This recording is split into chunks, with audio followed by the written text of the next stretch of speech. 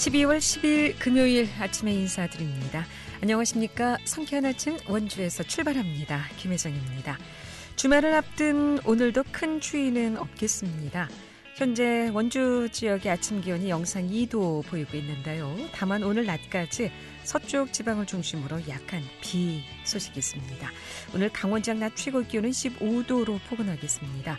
이번 주말까지 비교적 온화하겠지만 휴일 오후부터는 찬 공기가 밀려오면서 다음 주 월요일에는 아침 최저 기온이 영하 6도까지 떨어지겠습니다. 추위에 대비하셔야겠습니다. 오늘 준비한 소식입니다. 원주 생명협동교육관이 치악산 둘레길에 식물 분포를 조사한 결과 희귀식물이 다수 분포하는 것으로 확인됐습니다. 치악산 둘레길 희귀식물 발견 소식 먼저 들어보고요. 또 인공지능 서비스로 원주 사회적 경제 여행을 즐길 수 있는 서비스가 준비되어 있습니다. 관광공사와 원주 협동 사회경제 네트워크가 함께 지난 1일 개시한 사회적 경제 서비스 소식 리포터 현장에서 전해보고요. 또 농림축산식품부 주관 2022년도 농촌축제 공모사업에 강원도가 전국 최다인 도내 12개 마을이 최종 선정됐다고 하는데 이 소식도 챙겨보겠습니다. 12월 10일 금요일 상쾌한 아침 원주에서 출발합니다.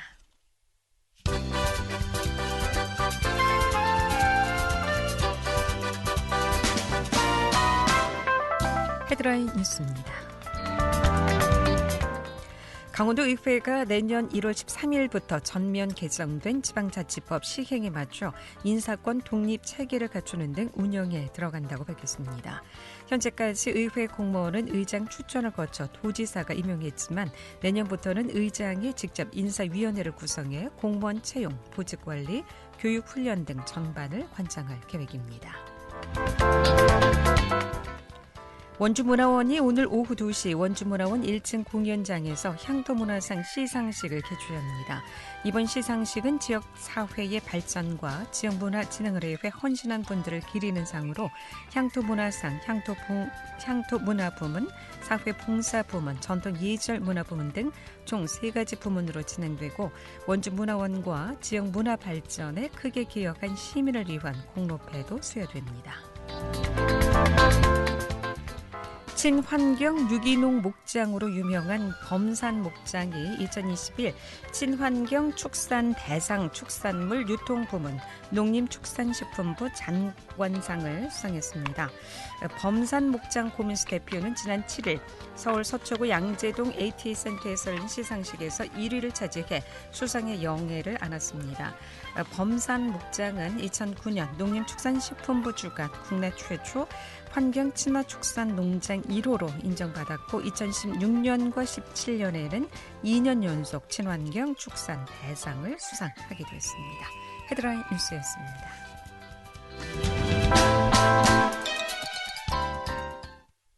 네, 원주 치악산 둘레길 일대에 기후변화로 인한 식생 변화가 확인되면서 관심을 모으고 있습니다. 생명협동교육관은 치악산 둘레길 일대에 희귀식물이 다수 분포하는 것을 발견했다고 하는데 이 소식 무의당학교 이승현 이사 연결해서 얘기를 좀 듣겠습니다. 이승현 이사님 안녕하십니까? 네, 안녕하세요. 네, 이 생명협동교육관이 올해 9월에 개소하고 나온 후 아주 본격적인 행보를 이어가고 있는 것 같은데요. 이번에 또 치악산 둘레길 풀꽃나무를 조사하면서 희귀식물을 다수 발견했다고 하셨는데 먼저 이 생명협동교육관은 어떤 곳이고요? 또 이번 조사는 어떤 배경에서 진행이 됐는지요? 네, 생명협동교육관은 지난 9월에 이제 정식으로 개관을 했는데요. 네. 원주의 고 무의당 장일순 선생의 유지를 기념하고 관련한 어떤 사상과 철학을 지역 사회나 전국적으로 교육하고 또 전할 수 있는 목적으로 개관을 했습니다. 네. 그런 과정에서 그 생태 분야 교육도 계획을 하고 있었거든요. 그런데 그 지역이 위치한 지역이 치악산 자락으로 둘레길과 매우 가깝습니다. 네. 그래서 그 생태교육을 둘레길에서 9월경인가 10월경에 저희가 추진을 했었는데 너무나 이 지역이 그 생태교육에 적합한 것으로 보이는 거예요. 그래서 치악산 둘레길을 그 조사를 하고 무의장 그 생명협동교육관만이 아니라 원주 시민이나 지역의 학생들도 이곳에서 생태 교육이나 아니면 다양한 컨텐츠로서 활용할 수 있겠다는 생각이 들어서 조사를 진행하게 되었습니다. 네. 이 생명협동교육관이 행구동 모 건물을 리모델링한 건물이죠. 네. 예, 행구동에 아주 멋지게 자리하고 있던데요. 예. 네. 그러니까 이제 개관 이후 생명협동교육관이 지난 9월부터 현재까지 지악산 둘레길 5개 코스를 조사했다고 하는데 어떤 과정으로 진행이 됐는지요? 네, 일단 둘레길이 약 140km 정도 되고 11개 코스로 조성이 되어 있더라고요.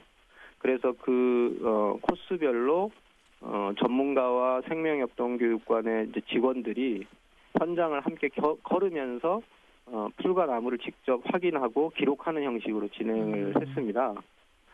그리고 그 조사 과정에서 이제 향후에 시민들이 이렇게 관람을 하거나 아니면 생태교육의 교재로 활용될 수 있는 희귀식물이나 큰 나무, 그리고 그 외에 주요한 어떤 풀과 나무의 군락들을 이제 GPS라고 위성 항법 장치로 위치를 기록하기도 하고 그런 식으로 향후에 이제 교재로서 활용할 수 있는 단계로 조사를 진행했습니다. 네. 지난 6월 치악산 둘레길이 이제 조성되면서 처음 추진된 풀꽃나무 조사에서는 어떤 결과가 좀 나왔습니까? 네네. 현재 5개 코스를 진행했거든요. 네, 그랬는데, 그 풀과 나무의 종류가 일단은 총 한 537종이 확인됐어요. 이것은 이제 다른 이제 사례와 비교했을 때 꽤 높은 수치라고 전문가들은 이야기하고 있습니다. 네. 그리고 이번에 또 주요 희귀 식물이 다수 이제 분포하는 것으로 발견됐다고 하는데 그 조사 결과에 대해서도 좀 알려주실까요? 네. 그러니까 국내에서는 이 희귀한 식물들을 보존하고 이제 지키기 위해서 환경부하고 산림청이 이제 관련 규정에 따라서 이제 보호를 하고 있는데요. 환경부가 일단 지정한 멸종 위기종이라는 식물들은 정말로 보기 힘든 식물들입니다. 그런데 그 둘레길에서 삼분꽃 나무라는 종이 발견이 되었고요. 그리고 산림청이 지정한 희귀식물로는 노랑투구꽃, 세잎승마, 도깨비 부채 이런 종들을 13종이 확인되었고요. 특산식물이라는 또 특산식물로 지정되어 있는 식물이 있는데 이 특산식물이라는 것은 어떤 의미냐면 지구상에서 우리 한반도에만 살고 있는 식물입니다. 그래서 정말로 중요한데 이런 분류로 지정되어 있는 식물들도 노각나무나 자란초, 참배암 차지기 이런 기타 등등의 14종이 발견이 되었습니다. 그럼 이번에 식물 조사는 그동안 없었습니까? 이번이 처음 조사였습니까? 그러니까 치악산 국립공원은 국립공원에서 관련 규정에 따라 정기적으로 조사를 하고요. 그리고 일반적으로 구규림, 국립공원 외 구규림은 환경부가 또 산림청이 산림청이 정기적으로 조사를 하는데 이번에 저희가 조사한 치악산 둘레길은 명칭이 치악산 둘레길이라서 보통 이제 저희도 처음에는 그렇게 생각을 했었는데 자료를 보기 전에는 치악산 국립공원 내에 있다고 보통은 생각하더라고요. 실제 아주 일부만 치악산 국립공원 지역이고 나머지는 다 그 외 지역입니다. 그러다 실제 보니까 처음 조사라고 봐야 되겠군요. 그러면. 네, 그렇게 볼 수 있습니다. 자, 그중에서도 이 노각나무가 기후 변화와도 연계가 되고 특별하다고 하던데요. 어떤 나무고요? 또 특별하다고 하는 이유는 뭡니까? 네. 노각나무의 발견을 이제 관련 전문가분들이 되게 이례적인 사례로 이야기를 했습니다. 그래서 그 이유가 풀하고 나무들, 식물들이 자라는데도 기후대가 있거든요. 사람이 사는데도 예를 들어서 온대 기후가 있고 환대 기후가 있고 이런 것처럼 그런데 그 식물들은 사람들은 이동할 수 있지만 식물들은 이동을 못하니까 명확하게 구분이 돼 있습니다. 딱 사는 곳에서만 사는 거예요. 네. 그런데 우리나라에서도 우리나라 한반도, 그러니까 이게 식물은 한반도 기준으로 지금 학계에서 다 정리를 하거든요. 한대림, 온대림, 난대림으로 지역이 구분되어 있고 그곳에 사는 식물이 다르거든요. 네. 그런데 이 노각나무는 난대림에 사는 종이에요. 그래서 전라북도 이하 지역에서 살아가는데 원주에서 발견된 거죠. 네, 그런데 이제 2011년에 소백산에서 일부가 확인되긴 했는데 소백산으로부터도 60km 이상 올라온 거예요. 그리고 이제 그런 것이 가장 이제 특징적이었었고, 그리고 이제 노각나무는 지구상에 이제 7종이 있다고 합니다. 네. 그런데 전 세계적으로 우리나라에 있는 종이 가장 아름답다고 외국의 전문가들도 인정을 하고 있답니다. 그 이유가 일단 꽃이 크고요. 또 이쁘기도 하고 나무 껍질도 벗겨지면서 홍황색 얼룩무늬를 띄어요. 예. 저도 이제 실제로 본 적이 있는데 그래서 비단나무라고도 불립니다. 네. 예, 이러다 보니까 그 일제 강점기에 그 1917년에 미국의 윌슨 박사라는 식물학자가 이제 동아시아권의 식물 자원을 수집하기 위해서 와서 조사를 하다가 노각나무를 보고 너무 아름다워서 미국으로 가져갔답니다. 그래서 이 노각나무의 지적 재산권이 미국에도 있는 상황이라고 합니다. 이곳이 이제 노각나무가 남반계 남쪽에서만 서식하는 줄 알았는데 이번 조사로 인해서 이렇게 높은 지역에서도 서식한다는 새로운 사실이 이제 또 발견됐다는 것이 또 하나의 아주 새로운 소식인 것 같고요. 자, 이렇게 희귀식물 발견 이후 조사 결과를 토대로 그럼 어떤 사업을 좀 이어갈 계획이신지도 궁금하네요. 네, 일단은 그 멸종 위기종이나 이제 일부 희귀종은 탐방객에 의해서 훼손될 수도 있거든요. 네. 그래서 이제 구체적인 위치는 저희가 좀 전문가 자문을 받아서 공개하지 않을 것도 있을 것 같고요. 네. 다만 이제 노각나무는 군락지에 대해서 정밀 조사를 진행할 것이고 이후에 이제 관계기관의 보호지역 지정도 제안을 해서 시민들이 자유롭게 이용할 수 있게. 예.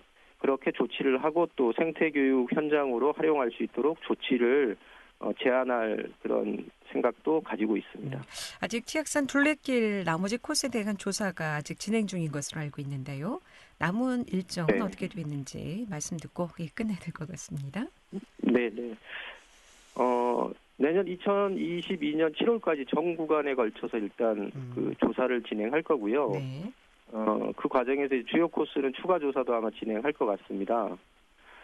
또 그 최종 결과 보고서가 이제 제출이 그래서 한 8월경에 될 것 같은데 그렇게 되면 이제 생명협동교육관의 무의당 숲학교 또 지역의 초중고생들 그리고 시민들이 그 둘레길을 찾으면서 관람할 수 있고 또 생태교육에서 활용할 수 있도록 다양한 어떤 교재를 만든다거나 그 외에 표지판을 설치한다거나 뭐 이런 그 계획들을 고민하고 있습니다. 새로운 생명 교육의 시간이 또 계획돼 있겠군요. 자, 내년 8월쯤에는 이제 추가 조사까지 최종 보고서가 나온다고 하니까 그때 다시 한번 또 연결하도록 하겠습니다. 시간 내주셔서 감사합니다. 고맙습니다. 네, 감사합니다. 지금까지 무의당학교 이승현 이사였습니다.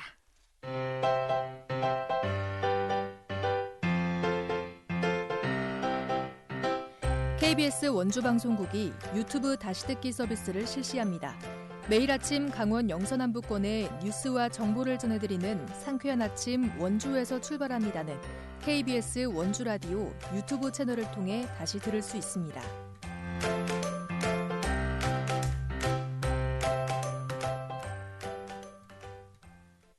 네, 지금 시각 8시 47분 지나고 있습니다. 인공지능과 함께 원주 사회적 경제 여행을 즐길 수 있는 서비스가 준비되고 있습니다. 관광공사와 원주 협동사회 경제적 네트워크가 함께 서비스를 운영한다고 하는데 이 소식 추인혜 리포터와 함께합니다. 어서 오세요. 네, 안녕하세요. 이 사회적 경제 여행 좀 생소한데요. 어떤 서비스입니까? 네, 사회적 경제는 양극화 해소와 일자리 창출과 같은 공동의 이익과 사회적 가치의 실현을 위해 사회적 경제 조직이 상호 협력과 사회 연대를 바탕으로 수행하는 경제적 활동을 말합니다. 인간 생애와 관련된 영역에서 경쟁과 이윤을 넘어 상생과 나눔을 실현하는 건데요.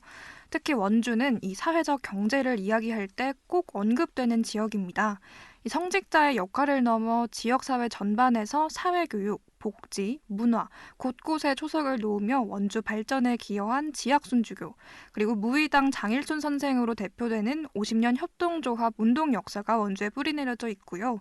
또 원주 시민 5명 중 1명이 조합원일 정도로 협동조합이 삶 속에 뿌리내린 지역이기 때문인데요. 이 협동조합은 물론이고 사회적 기업과 마을 기업이 원주 지역 곳곳에 활성화돼 있어서 이를 배우기 위해 원주를 찾는 사람들이 많습니다. 이제 국민 메신저인 카카오톡을 활용한 인공지능 서비스를 통해서 원주 사회적 경제 투어를 쉽게 즐길 수 있게 됐는데요. 한국관광공사 사회적 가치팀 김태환 팀장 이야기입니다. 원주는 사회적 경제 역사가 길고 규모도 커서 외지인들도 많이 찾아오고 있습니다. 그런데 협동조합을 포함해서 관련 장소 대부분이 관광지가 아니기 때문에 해설사의 도움 없이는 스스로 둘러보는 데 좀 어려움이 있습니다. 그래서 비대면 셀프 여행이 가능하도록 챗봇 투어 서비스를 개발했습니다. 저희가 12월 1일 날 서비스 개시한 이후로 참가자 대상 설문조사를 진행했는데요. 가이드 없이도 너무 알찬 여행이었다. 새로운 투어 방식이라 신선했다. 지루하지 않고 설명이 요약되어 있어 좋았다. 원주의 작은 동네에 담긴 이야기를 듣고 가치를 알게 되어 좋은 시간이었다. 이런 좋은 반응들이 나오고 있고 만족도도 상당히 높은 편입니다. 원주 시민이라 할지라도 원주의 그 사회적 경제 역사라든가 그 규모를 잘 모르시는 분들도 계실 텐데 이 프로그램을 앞으로 잘 활용해 주시면 감사하겠습니다. 원주의 지역 사회적 경제가 더 활성화되고 관광 매력도 넘치는 도시로 자리매김할 수 있도록 노력하겠습니다. 네. 이 인터뷰 내용 중에 챗봇 투어라고 하셨는데 이 챗봇 투어 서비스 이건 어떤 건가요? 네, 카카오톡 채팅봇 서비스인데요. 한국관광공사와 원주협동사회경제네트워크가 이 비대면 탐방 프로그램인 원주 사회적 경제여행 카카오 챗봇 서비스를 지난 1일 개시했습니다. 코로나 전까지는 연간 15,000명의 방문객이 원주의 사회적 경제를 배우기 위해서 원주를 방문했는데요. 앞으로 챗봇 투어 서비스를 통해서 더 많은 방문객이 찾을 것으로 기대됩니다. 챗봇 투어는 협동 운동 역사 전시관, 무의당 기념관, 무의당 옛집과 같은 원주의 사회적 경제 관련 10개 장소를 관광화해 도보 여행 코스로 구성했고요. 이 챗봇의 안내에 따라 이동하면서 혼자서도 손쉽게 이곳저곳을 둘러볼 수 있도록 한 셀프 투어 서비스입니다. 이 사회적 경제에 얽힌 역사와 스토리도 흥미롭게 알 수 있는데요. 원주 협동 사회경제 네트워크 한미희 국장 이야기입니다. 먼저 원주가 협동조합의 도시로 불리는 이유에는 우선 천주교 원주교구 초대 교구장이셨던 지학순 주교님 그리고 무의당 장일순 선생님께서 1960년대부터 지역에서 펼치신 이런 협동조합 운동의 역사에서 출발을 하고요. 그래서 그때부터 우리 원주에 신용협동조합이나 한살림생협 등이 생겨나면서 전국화되어간 그런 역사가 있고 또 지역 안에서 다양한 그 이후로도 다양한 협동조합들이 이제 조직되면서 지금 저희 원주 협동사회 경제 네트워크인 이런 네트워크를 결성하게 됐어요. 그래서 이런 저희 원주 협동사회 경제 네트워크 안에는 지금은 사회적 경제 조직들을 중심으로 관련된 기관 단체들이 48개의 조합원들이 모여서 그런 사회적 경제 조직 간의 협동을 만들어 가고 있습니다. 네, 지금은 오픈 기념 이벤트가 진행 중입니다. 투어를 완료한 참가자들이 마지막 방문 장소인 원주 봉산동을 산책하면서 감성사진을 찍을 수 있도록 선착순 300명에게 필름 카메라 키트와 봉산동 포토스팟 지도를 증정하고 있습니다. 내년에 코로나 상황이 나아지면 지역 주민들을 대상으로 챗봇 체험 이벤트도 계획 중이고요. 현재는 한국관광공사에서 운영하고 있는 이 챗봇 서비스를 앞으로는 원주협동사회경제네트워크에서 관리할 예정입니다. 원주시의 사회적 경제가 많은 사람들에게 알려질 좋은 기회가 될 것 같습니다. 네, 원주의 사회적 경제의 발자취를 따라 여행을 즐길 수 있는 비대면 도보 여행 서비스 많은 관심 기대해 보겠습니다. 추인의 리포터였습니다.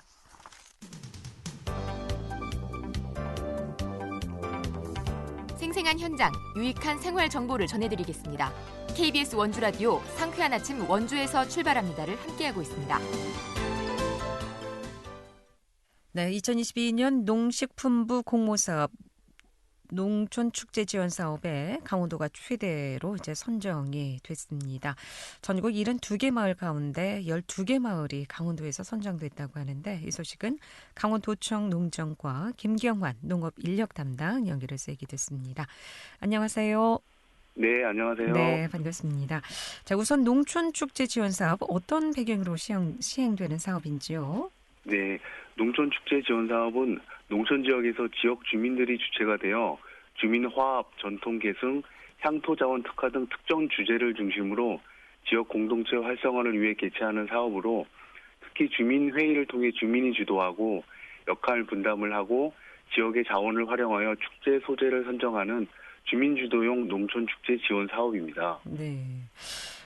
해가 갈수록 농촌 지역 주민들의 관심과 또 만족도가 높은 사업이라고 들었습니다. 매년 또 사업 신청도 증가하는 추세라고 하는데 이번에 강원도에서 선정된 마을은 어떤 곳인지요? 네, 이번에 강원도에서 농촌 축제에 선정된 마을은 춘천 안보 1리, 청평 1리, 고탄리 등 장수 마을 또는 특화 작물을 재배하는 마을, 귀농 기촌인이 많이 거주하는 마을 등 총 12개 마을이 선정되었습니다.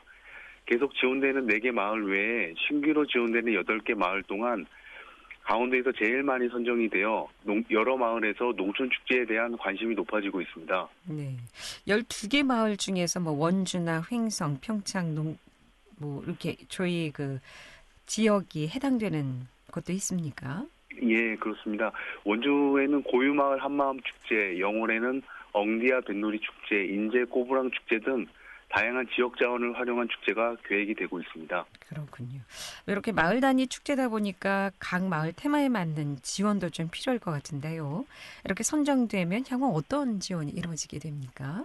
네, 농촌 축제로 선정된 마을은 주민이 직접 주도하여 축제를 기획하고 직접 운영하기 위해 전문가 컬성팀과 주민 교육, 주민 간담회를 수시로 개최하여 구체적인 축제 내용을 확정하고 주민 모두가 역할을 나누어 분담해서 함께 참여하는 축제로 추진하게 됩니다. 네. 자, 이렇게 농촌축제 공모 사업, 이번엔 아주 강원도에서 큰 성과라고 할 수가 있겠는데 매년 이렇게 선정이 됐다는 것은 어떤 결과라고 좀 볼 수 있겠습니까? 네. 성과로는 농촌 축제 사업으로 인해 마을에 맞는 특색 있는 프로그램이 지속적으로 진행될 수 있고 주민 간의 소통으로 마을의 활력도 생기고 주민 마을 고유의 문화도 구축하게 되는 등 특색 있는 농촌 마을로 계속 변화하고 있습니다. 네, 이 농촌 축제를 더욱 활성화시킬 수 있는 다양한 지원이 좀 이루어져야겠다 싶기도 하고요. 끝으로 향후 사업 진행 일정에 대해서 말씀 듣고 마무리하겠습니다.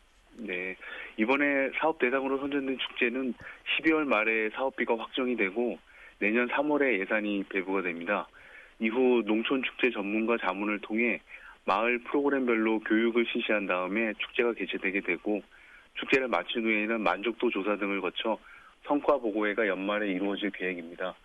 도에서는 농촌축제를 통해 마을 주민 간의 화합과 농촌 공동체 활성화를 위해 계속 지원해 나갈 계획입니다. 예, 내년에는 더 좋은 성과 기대해 보겠고요. 말씀 고맙습니다. 네, 감사합니다. 잘 들었습니다. 강원도청 농정과 김경환 농업인력 담당이었습니다.